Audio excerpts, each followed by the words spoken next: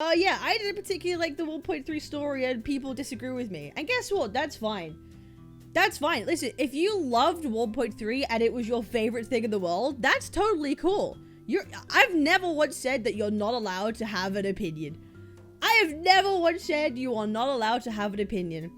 But I am perfectly happy to have conversations with people and explain my reasoning why I didn't think it was particularly good. Because I saw a lot of people who were like, oh, you just didn't read properly. Oh, you clearly just didn't read what was going on and you didn't understand. And it's like, since yesterday, I have actually been through the story once, maybe twice more, okay? I've read through it numerous times, and I still have a conclusion in my head that I didn't really like 1.3. People who didn't even play the game said that I'm dog shit, basically, even though they never played it yet, which is great. That's literally verbatim what happened yesterday. No, I'm sorry I offended your favorite fucking waifu. You know what I mean? I'm sorry I don't want to sniff Shorekeeper's fucking toes. We're gonna call her Shorekeeper from now on. I'm sorry I didn't fucking sniff Shorekeeper's toes for you. Holy fuck. Okay, let me be real, alright? Oh, her name was Shorekeeper. Shorekeeper, actually. Yeah, Shorekeeper, Shorekeeper, Storekeeper, like anything. But to me, she's not a fucking keeper. If anything, I want to keep her out. You know what I mean? If anything, I want to keep her out. The bitch kept repeating the same fucking thing a million times, right? Do you know what I find wild, right? We're a character that has amnesia, right? We don't really recall the last how many 10,000 years it's been. We're only present in the fucking moment, right? Us, Rover, we don't really know what's going on around us. And suddenly we come into meeting again with Shorekeeper, who is basically kind of like head over heels for us. The whole time, from the moment we meet her to the very end, she's like, Rover, I don't want to be here anymore. I just want to be with you and be by your side, Rover. I want to be free from these chains and I want to sit on the shore with you. And Rover, I just want to be with you. Guess what? If I can't remember my fucking past and I have this bitch coming to me, devoting her fucking life to me, basically, I'm gonna be like, yo, hang on a minute. Let me, like, mentally process what's going on in this situation. Like, I understand you've known me for thousands of years, but to me, I don't know you, right? I have amnesia. I can't recall all the time we ever spent with each other. So I assumed that, forgive me for saying that I thought it's kind of weird that Rover just completely is unfazed by this whole thing. Rover is completely unfazed about this whole situation. He has no mental internal like conflict or struggle about this whole thing, which would be totally realistic for anyone to fucking have. The only time that you like accept it as being totally fine is if you act as a self-insert, right? If you self-insert in that scenario, it's like, oh my god, Shorekeeper, it's been so long. I've missed you, Shorekeeper. Please, Shorekeeper, suck on my fucking toes. It's like, then I get it, right? Then I get it. But like, it completely disregards the actual kind of narrative that to me would make it compelling.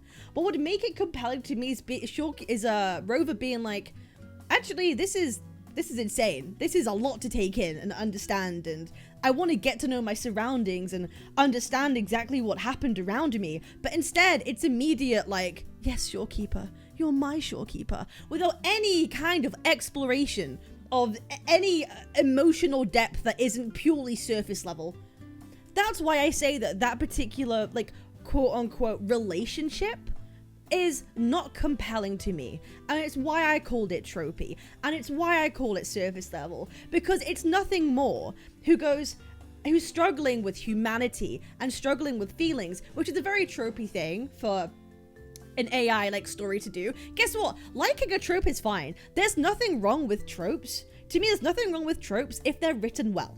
If they're written well, I can kind of forgive it. But in this instance, it literally felt like 2 hours of Shorekeeper saying the same thing over and over again. Rover, I just want to be with you.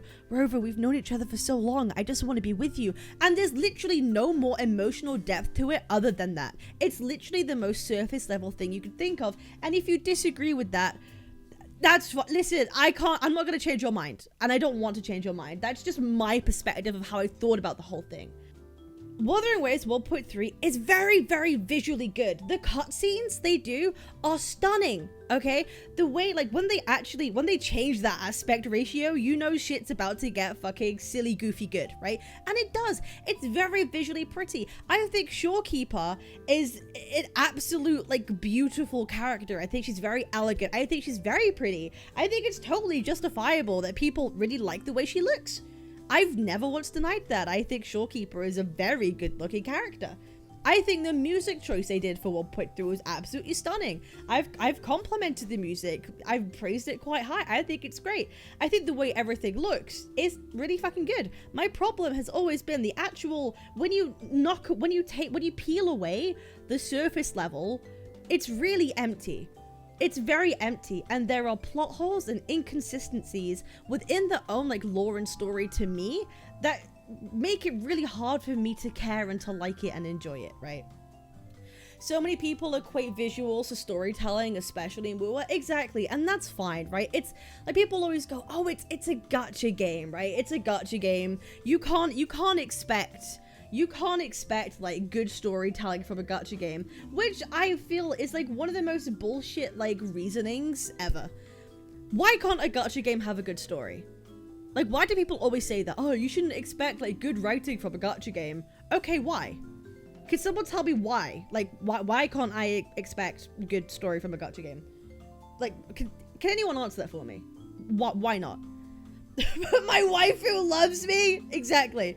No, it's false. Hoyoverse usually manages that way better. Can you give examples? Examples of what? Why I didn't like the story and its inconsistencies? Sure, I can give many examples of inconsistencies within the story that to me don't make sense. Because they've accepted the bad story. Yeah, this is the thing. I am fully aware that people have forgiven the bad storytelling because they like another aspect about it enough to say that it's good. But the problem that I kind of have is people then go, oh no, actually the story is really good too, so the whole thing is peak cinema. Like, it's literally a logical fallacy to be like, this one small part of the story was really good, so therefore the whole thing was good. And I just find it entirely ironic that the people who are telling me, oh, you don't actually read what's going on, I would reverse that and be like, I think the people who say the actual story writing is good are the ones who have not actually read what is being said. Because if you did, you would realize there are a lot of things that, like, you go, huh? For. Like, justifiably go, huh? For. You know what I mean? Like, it's just so ironic to me. It's so ironic to me. The whole story starts off with we meet Yang Yang and Yoo-Hoo Woo-Hoo, and Yap Yap, I call it Yap Yap, says to us that the Midnight Rangers are being asked to watch over a part of a Guishu port, right? They're monitoring problematic frequencies that need to be taken back to the Black Shores, right? I'm currently doing the story on my second account. I could be helpful here. Okay, that's good, right? And so we've brought to this place, and there are abnormal frequencies that need to be taken back to the Black Shores, that need to be taken back to Tethys. Now, here's one of my first questions that I was thinking when I was playing the game. It's like, okay, how long has this been a thing, right? Like, how long have these abnormal frequencies actually existed for, right? Because when we get to the Black Shores and we meet Alto's like, yeah, Tethys is like having problems. Tethys has been having problems. They never say how long Tethys has been having problems for, but we find out that the abnormality that showed up in the port has been around for like a couple of 100 years at that point. So I'm thinking, okay, has Tethys had a problem for like a couple 100 years?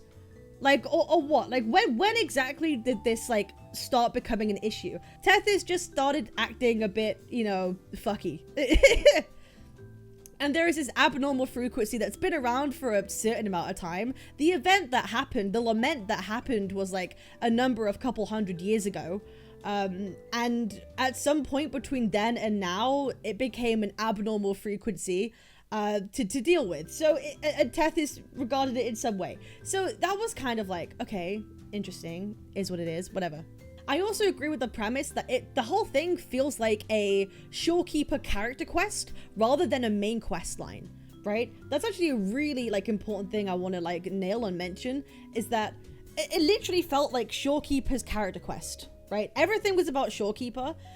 I expected going into the Black Shores update, going to the Black Shores and learning about the Black Shores, right? I expected to learn about how it works, what people are doing, interact with members of the Black Shores, interact more with Alto, interact more with Encore, get to maybe even meet Camellia, like understand the Black Shores and its inner workings. Instead, we never fucking talked to basically anyone from the Black Shores. We talked to about 3 fuckers from the Black Shores, and that's it, and mostly Shorekeeper, right? It's not a Black Shores quest, it's a Shorekeeper quest. Can someone tell me new information or facts they learn about members of the Black Shore and how this super secret, super cool organization runs? Can anyone tell me anything new and interesting they learned from that? Like, I'm asking that as a genuine question. Apart from the fact we learned a piece of cool information that they have they're able to monitor all the sentinels and they check up on them by that. Apart from that, I can't really think of anything else interesting that the organization actually does. And I feel like a lot of us playing through 1.0 expected the Black Shores to be, oh, I can't wait to go there and find out more about this organization. And instead, it just ends up being a Shorekeeper quest. We go from arriving on the Black Shores to being their ruler, because we were previously that we're basically God, right? We all know this. We all fucking know that we're basically God at this point.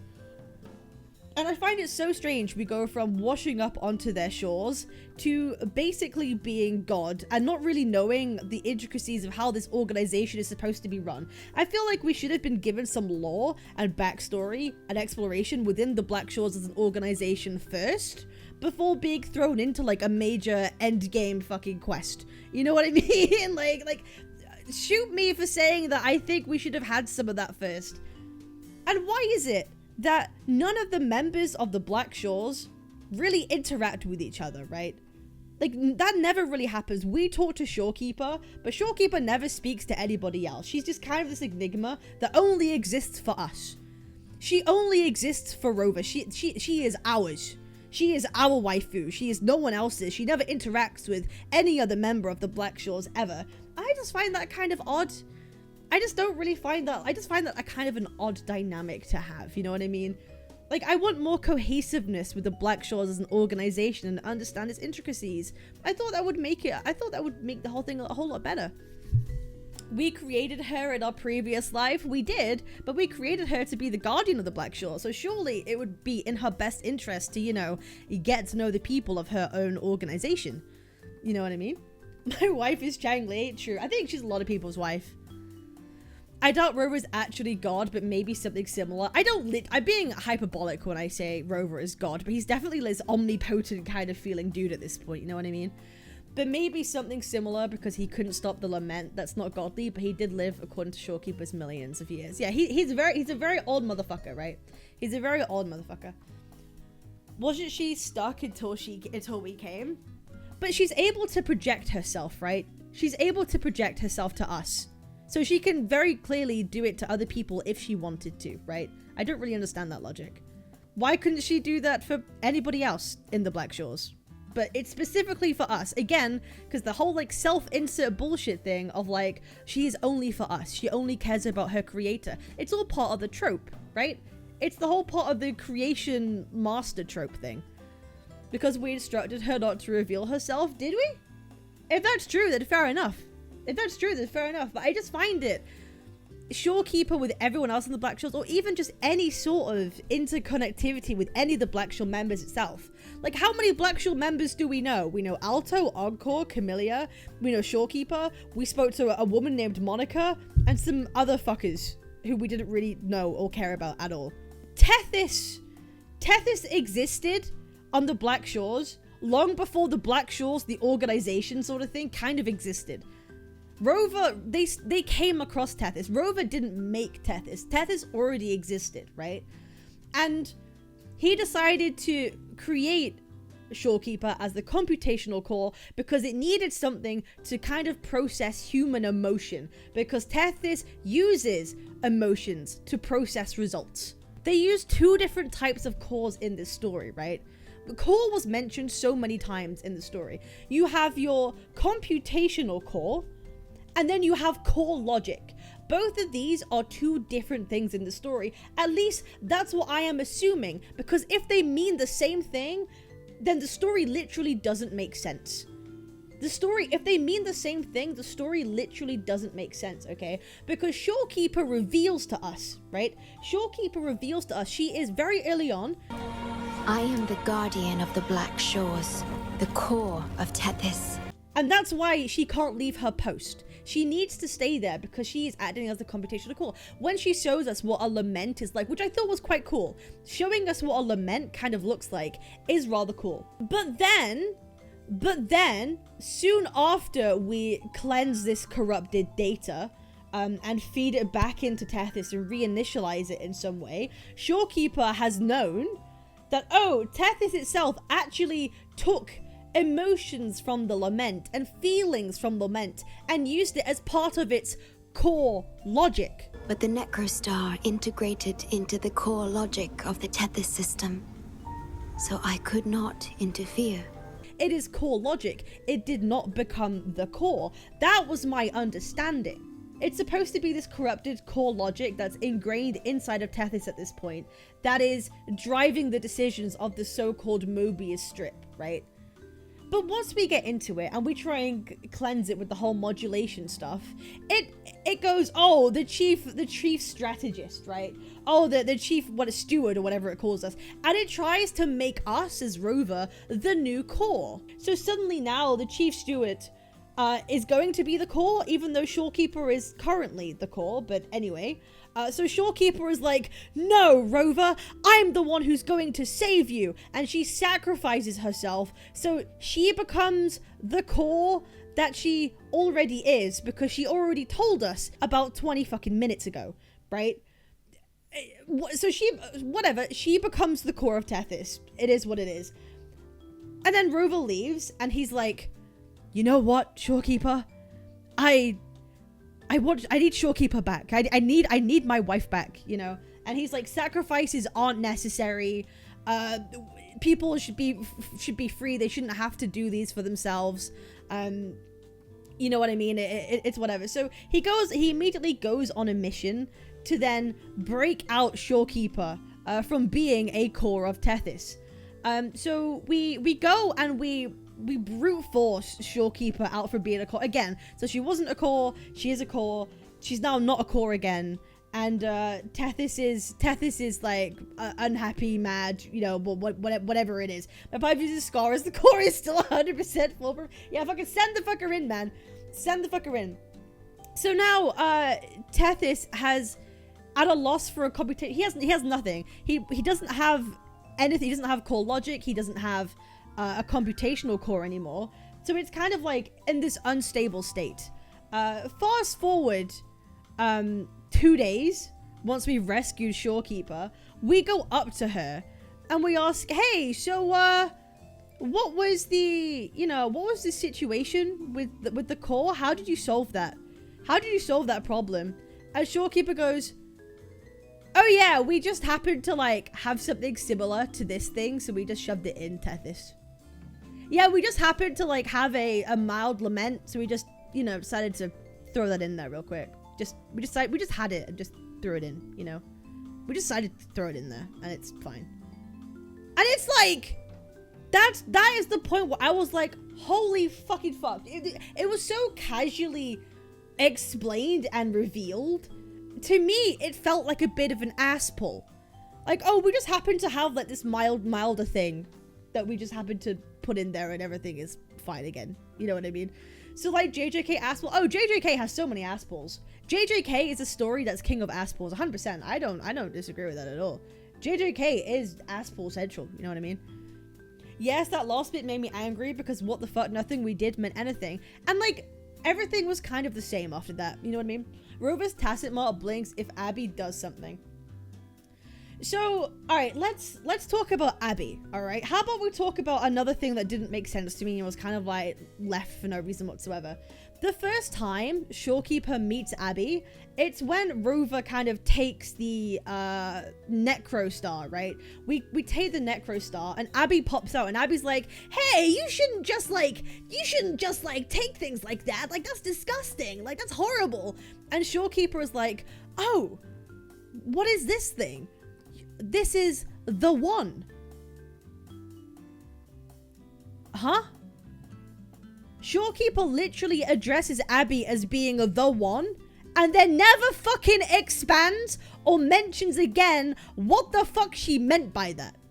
And when we go to speak to Shorekeeper again at the end and we bring up Abby again, she's like, oh yeah, I don't really know much about Abby. I'll ask Tethys. Bitch, what the fuck did you call her the one for? You were clearly interested in her and knew something and you didn't fucking tell us. What do you mean the one? Are you not going to elaborate? Are you not gonna elaborate? Okay, whatever. We'll just pretend that didn't happen. We will just pretend that didn't happen. You know what I mean? And the language they do is kind of like purposefully convoluted for no reason whatsoever.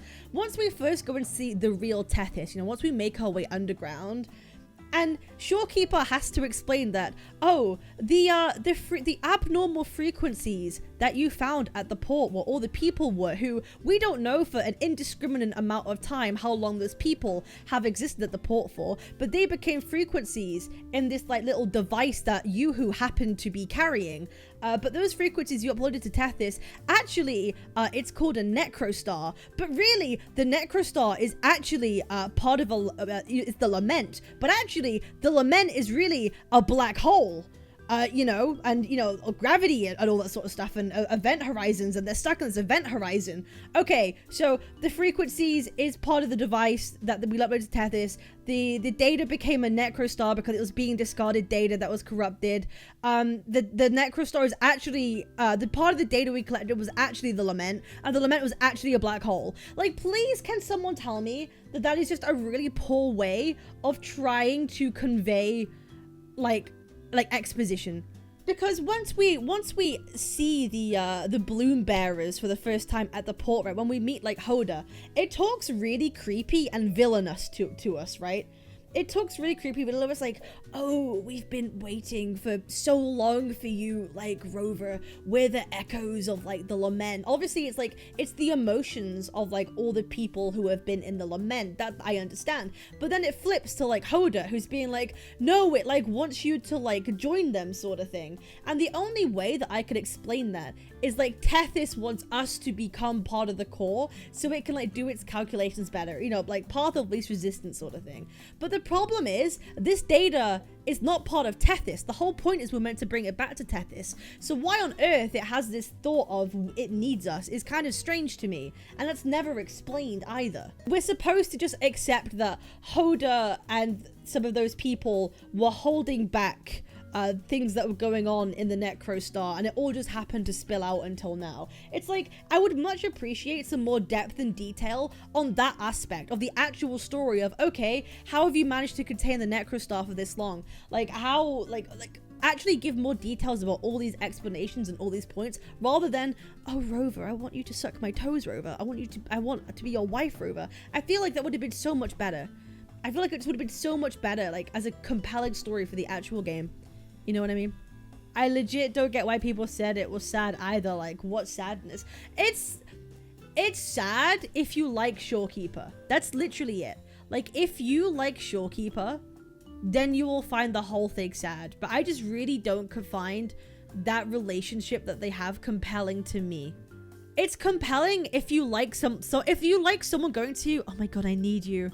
I want you. I just want to be by your side this whole time. I don't want to be here. I don't want to be here, Rover. I want to be next to your side. And then she fucking like dies and sacrifices herself. I could see why someone who'd be like, oh my god, yes, Shorekeeper, please. I could understand why you would find it sad, because your waifu just died, who just basically confessed she wanted to be with you forever, right? If you self-insert, I fully understand why.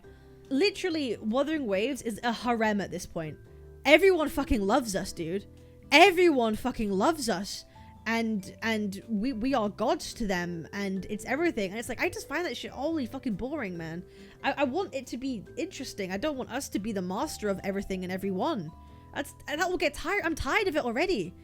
We knew after Jue that we were its master, that, oh my god, we're gonna be master of fucking everything. We're the creator of civilizations. Clasp hands together, so basically gravity is the answer. They never really fully explained the whole gravity thing either. Like, they refer to, like, the Necro Star when we're trying to, like, cleanse it as being the singularity. And a singularity is the finite point of mass, of infinite mass of a black hole. Like, I understand it's a singularity, it's a black hole, it's about gravity. Black holes are all about gravity, event horizons, all that stuff. But it's like, they kept mentioning a lot of the time that, like, oh, the gravity is the only, like, pre-lament,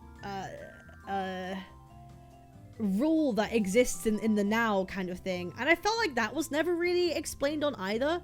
If that's something they'll explain later on, sure, like gravity becoming an actual big deal in this whole like universe, in this whole world, that would be interesting. But they should probably like do a better job of like pointing that to like actually doing something with that a little bit at this point. I do like the sci-fi concepts as Wuthering Waves, right? Because everything is made up of atoms, but if you break atoms down, they are just energy, and energy is just frequencies of waves, right? It's literally just waves. So it's cool that you know, we're delving into this topic of everything just being waves. Everything is just energy, you know, the whole game is called Wuthering Waves, do you know what I mean? Like it's everything is made up of energy and frequencies resonate with each other. Like, I find that a really cool concept, but it's like I would like them to actually explore it in an interesting way, with like introducing cool sci-fi logic. Like, it would be nice to introduce some cool sci-fi logic, because nerds love that shit, right? I would love for them to introduce cool sci-fi logic that you can, like, go along with and make sense of, but instead they throw you, like, bullshit, like, tropey romances. It's like, can't we just learn about the cool shit of, like, the sci-fi RPG game, rather than, like, every woman in this game is throwing themselves at us? Growing up, I was a huge fucking Doctor Who nerd, man. I fucking love sci-fi. Is my, like, one of my favorite, like, fiction like genres. Like, I love sci-fi, and I really wish Wuthering Waves would lean into the whole like sci-fi thing a lot more and give us cool details and build their own cool lore that you can follow along with. But they don't. Instead, they focus on waifus, and I feel that's a distraction. I genuinely feel that's a distraction from the whole thing. When you go to 1.3, you go to the Black Shores. I expect an update about the Black Shores, the organization, right? I don't expect a waifu simulator in the first instance.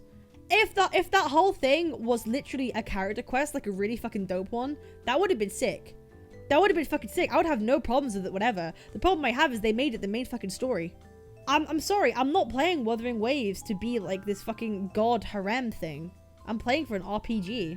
You can be both Wooer rank Risen JP from 3.7 to 4.3. I think people like it. Yeah, people like it because it's a fucking... Bro, holy shit. People like it because it's a self-insert harem at this point. And gacha people love that shit. Right? Gacha people love people, like, holy shit, this woman is simp. We're a simp for this woman, right? In a way, right? Like, Rover, I want you so much. This character wants her so badly, right? She wants her so badly. Of course people are gonna eat that shit up. Of course people think that's gonna be fucking amazing. Oh my god, like, this character, like, she wants to be ours. She's our Shorekeeper. She's my Shorekeeper. Of course people are gonna, like, love that shit. It's a self-insert. And self-inserts do fucking well in gacha games. Look at Love and Deep Space. It is literally the whole thing is a self-insert. Have you ever considered that sticking to the based formula works? Besides, I like Tale as Old as Time, like AI falling in love with MC. That's why Master Chief Cortana is goated, even if they ruined it at Halo Infinite. Sure, I've never said, if you want tropes and if you like tropes, fine. I never shat on anyone for liking Shorekeeper or liking the tropes. At no point did I tax someone's feelings and how they thought towards Shorekeeper. The only thing that I ever said yesterday was my own personal opinion and my own take, and that I thought that it was dumb. But if someone likes that shit, that's fine. I'm not gonna shit on them for it. But apparently, if I have a bad take, people can shit on my character for how I talk about the game, which is, you know, whatever. It's funny how people's response is, people don't play for the story, yet complain when you say the story is bad. Right? That's such a good point. Like, oh, we're not here for the story anyway. We're here for, like, the waifus. And when I go, okay, I think the story was kind of mid, there were inconsistencies, and I thought it kind of sucked. No, the whole thing was peak. The Shorekeeper thing was really peak, and you're just too dumb to understand the game. You're too dumb to wrong. My Shorekeeper. My Shorekeeper, my waifu. Another take that I read was people saying, you clearly don't like the game, just quit. Why are you complaining about a game that you don't like? Just quit. It's like, that's the most dumbest fucking thing I have ever fucking heard, right? It's amazing. I'm not a fucking time traveler. How am I supposed to go into the future and know that I'm not going to like the story that I'm about to do? Like, I also hate what they did to existing characters, right? Like, I think Alto was like one of the coolest characters in the 1.0. Can we all agree that when Alto was introduced with him and Encore, that was really fucking sick, right? That was cool. Their dynamic was awesome. I loved the Encore Alto dynamic. And I was really interested and curious about the Black Shores, especially when we saw Camellia. I thought that was like a cool, interesting thing too at that point, you know? And I thought, we're going to get so many cool new interactions between the Black Shore members once we get to the Black Shores. And what happens? Alto becomes a fucking cuck. He's like, oh, don't worry, Rover Shorekeeper. You go do your thing. I'm just going to stay here and make everything is okay. A-okay. You're never going to hear from me again. But you and Shorekeeper can do your thing. And I'm going to stay here. Alto literally becomes a fucking cuck. Like, why can't we all interact as a group? Why can't, like, we have, like, the Black Shores? Like, here's the Black Shores, here's the organization, here's the cool group. Why can't the group interact with each other? The group never interacts with each other. It's always Rover and Shorekeeper. It's never the Black Shores, the organization, that solves this problem, right? Like, Tethys is the Black Shores was built around Tethys. Tethys is important. This whole situation is critical. It must be fixed. It must be sorted. But yet, we don't involve any of the important Black Shore members to kind of deal with this. It's only Rover and Shorekeeper because, again, the whole thing is supposed to be a Rover Shorekeeper simp fest. That's how I feel about it. Why can't we introduce more interesting characters? More interesting, even have some interesting NPCs. We spoke to Monica and another, like, fuck for, like, what, 2 minutes, and that was it. Like, involve the Black Shores, the organization. People want to know what this organization is about, and they don't. It's a missed opportunity in my book. It's entirely a missed opportunity. Absolutely a missed opportunity. To be honest, that's a fair true argument. Appreciate that. Kuro is having a hard time balancing Rover having to be involved in every story and the rest of the cast's individual actions, i.e. some of the best stories in PGR practically take the POV of the specific character of the patch, Roland, Sparrow of Kronos, and Nanami's Radiant Marches. This is kind of what I'm saying. Everything is from Rover's point of view. The whole game is a self-insert. Everything's from Rover's point of view. We see no interactions between the cast and anyone else. We see no interactivity between the group. Heck, even take, like, say, like, Honkai Star Rail, for example. The cast interacts with each other all the fucking time. When does any of the cast in Wuthering Waves interact with each other? We had, like, Chisha and, like, Yang Yang interact with each other for a little bit. They have a little group. Baiji somewhere along the lines. They kind of did the stuff. But there isn't really characters who interact. Oh, you got Alto and Encore. But no one really interacts with each other. It would have been just so good to have the Black Shores be the Black Shores, the organization. We learn more about the organization. The organization comes together to deal with the problem that we have with Rover and Shorekeeper kind of spearheading the whole thing. That would have been sick.